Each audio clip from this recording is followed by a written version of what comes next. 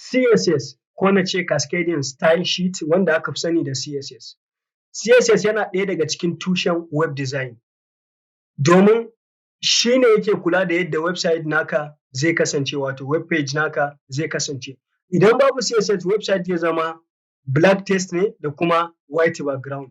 Kamar yadda muke kallo a wannan notepad ɗin da na buɗe misali baƙin rubutu da kuma farin baya. Idan babu CSS haka web page zai kasance.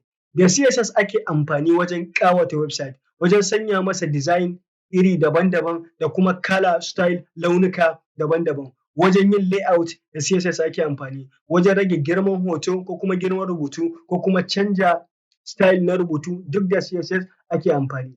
A wannan darasi za mu yi magana ne akan CSS. Za mu ga yadda yake aiki da kuma yadda za mu yi aiki da shi. Za mu yi amfani da CSS ne wajen yin style na HTML element.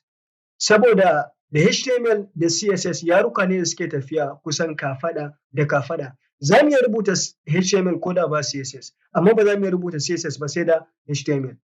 Saboda haka ga wanda bai san ya HTML yake aiki ba ko kuma ya HTML yake ba, ina ba da shawara da ya bibiyi course namu na baya da muka yi akan HTML full course wato darasi na HTML cikakke da harshen Hausa domin ya fahimci ya HTML yake aiki sannan ya bibiye mu a wannan course da za mu fara wato darasi na CSS.